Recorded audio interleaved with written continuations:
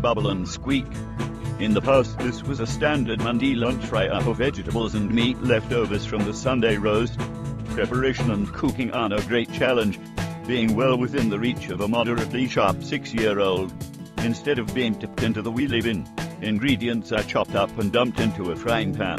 Mashed potato is then added as a binder, and it is fried and turned until golden brown.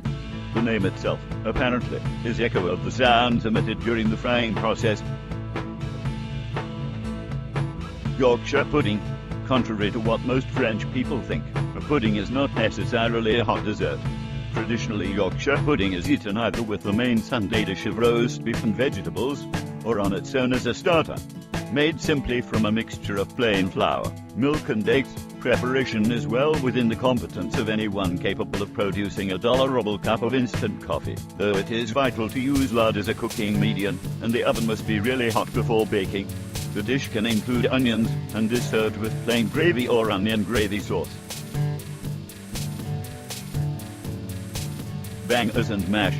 This quintessentially English dish consists of sausages served with mashed potatoes. Preparation is elementary enough to be well within the capabilities of anybody able to crack an egg 5 times out of 10 without breaking the yolk. My French readers may be interested to note that banger is a familiar word for a sausage, and constitutes an onomatopoeic reference to the fact that, unless thoroughly bricked before frying, their high water content makes them liable to explode with a deafening bang. Toad in the hole. The sausage covered in a thick Yorkshire pudding type batter, and then baked in the oven. Given that the sausage is usually bought ready-made, this is yet another dish which would not tax the culinary skills of anyone capable of making a decent cup of tea, though apparently the next in line to the English throne can't. Why the strange-sounding name? One explanation is that the end of the sausage emerging from its batter is not without resembling a toad sticking its head out of a hole. Well, with a bit of imagination, why not? Spotted dick. A steamed, sweet suet pudding containing currants and raisins, and usually served with custard or treacle sauce. Why spotted?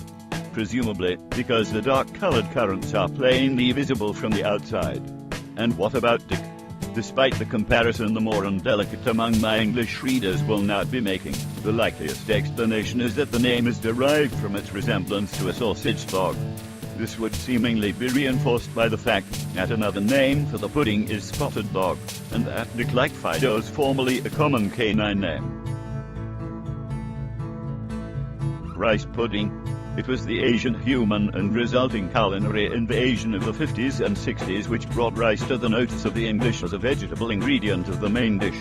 Even though they will now consume vast quantities of it with their chop suey or biryani, rice, unlike in France, has never been an accepted part of typical English main course cooking, and has always been consumed in sweet, pudding form.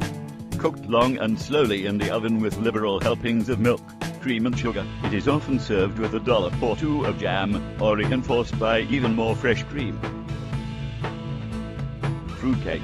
A slowly steamed and or baked, rich, festive cake of currants, raisins, candied peel, glazed cherries and almonds, to which is frequently added, though hardly in inebriating proportions, a flavouring dose of brandy or dark rum.